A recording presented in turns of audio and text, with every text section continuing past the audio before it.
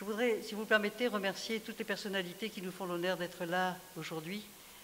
Monseigneur l'évêque, Monsieur Patrick Hervé, Madame Leclerc, qui est représentante des Sœurs optimistes, et puis vous tous, vous êtes tous en tant que tels, en tant que personnes, des vecteurs essentiels dans le développement de la paix, de l'amour dans notre île. Je vous souhaite la bienvenue à chacun d'entre vous pour l'intérêt que vous manifestez par votre présence à cette conférence. Votre présence nous encourage à poursuivre nos efforts. Notre association a maintenant 15 ans d'âge.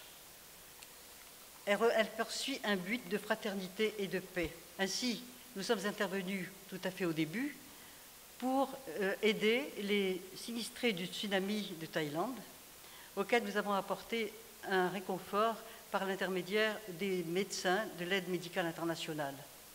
Et avec cela, nous sommes intervenus sur le terrain.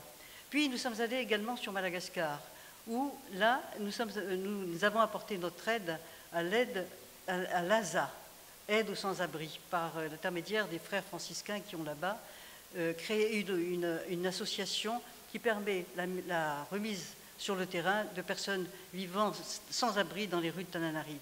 Grâce également à l'aide du Fonds de coopération régionale, nous sommes parvenus à réinsérer sur le plan agricole et dans des structures bien définies des 12 familles nécessiteuses de Tananarive. Il faut bien dire que nous avons pour cela organisé des concerts, des expositions de peinture. Nous avons même créé un CD qui nous ont permis d'apporter notre concours à toutes ces actions. Pourquoi aujourd'hui nous intéresserons-nous à ce qui concerne, pourquoi ce thème? Pourquoi la paix? D'abord parce qu'il entre dans le cadre de notre objet, à savoir, nous sommes une association qui unit des hommes et des femmes pour, ensemble, créer un monde de fraternité et de paix. Donc, ça, c'est déjà un premier point. Deuxièmement, nous avons constaté que dans le monde, il y a une flambée de la violence, une montée de la violence. Dieu merci, pour l'instant, à La Réunion, nous en sommes préservés. Mais gare à nous, faisons ensemble, faisons en sorte que cette gangrène ne nous atteigne pas. Comme le dit l'INSEE, nous sommes une île arc-en-ciel. Notre logo, qui a été conçu par notre ami Nour Sayed, nous le rappelle. Notre population, Madame le maire, en effet, est déjà grandement acquise à une forme de relation pacifique. C'est pour cela d'ailleurs qu'on dit que le vivre ensemble réunionnais est spécifique et spécial. Il est reconnu dans le monde. Nous œuvrons dans le but de créer des conditions de paix durables à La Réunion. Dans cette démarche, le COSE a élaboré un plan, un programme qui se résumait en ces termes, et là je vous rejoins parfaitement: aller vers l'autre, l'écouter, le comprendre, le servir et par-dessus tout, amener chacun à se dépasser dans le respect de soi et des autres, avoir un but, donner un sens à son existence. Notre code éthique en est le principal support. Vous pourrez également retrouver sur notre site, et vous avez entre les mains les différentes parties de notre code éthique qui se résument qui représentent 11 points, et également sur notre page Facebook.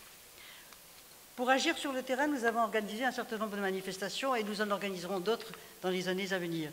Là aussi, nous avons fait un résumé de ce qui va se passer dans les mois prochains, mais je vous fais grâce de cela puisque vous avez le résumé entre les mains. Je voudrais en particulier remercier nos membres bienfaiteurs qui, grâce à eux, M. Bègue notamment, Alain Bègue malheureusement il n'est pas là, nous a permis de financer notre site. Nous avons également eu des donateurs de l'eau qui nous permettent de financer, d'offrir une récompense à toutes les personnes qui participent à nos concours. Il y a effectivement de nombreuses associations qui s'activent avec courage et succès en apportant leur soutien dans différents domaines. Chaque action qu'elles mènent est un chemin vers la paix. Et là, je vous demande votre attention, notamment je m'adresse aux présidents d'associations qui sont là. Nous formulons le vœu que toutes les associations qui œuvrent au mieux-être de la population s'associent afin que soient rassemblées toutes les énergies pour aller plus loin et ensemble construire la Réunion de demain, la Réunion île de paix.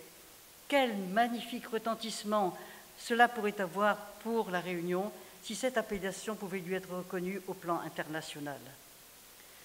Dans le cadre de notre programme et afin de mieux comprendre le contexte du vivre ensemble réunionnais, nous avons ouvert un cycle de conférences en faisant appel à des personnes expérimentées, tant dans leur analyse du contexte anthropologique que du fait de leur propre expérience de terrain. Le 21 septembre 2019, Journée mondiale de la paix, nous avons débuté par la brillante conférence « Plaidoyer pour la paix » que nous devons à Thierry Malbert, ici présent, maître de conférence, docteur en anthropologie. Puis, suivi le 20 décembre 2019 sur le thème de la réconciliation par la conférence non moins brillante de Madame le docteur en anthropologie, Jacqueline Andoche. Aujourd'hui, il nous a paru intéressant d'associer à notre réflexion deux personnalités du monde culturel et cultuel de la Réunion. Nous allons bénéficier de leur expertise sur le sujet, toujours brûlant que pose la question, comme vous le soulignez, Madame la maire, le vivre ensemble, mythe, légende ou réalité.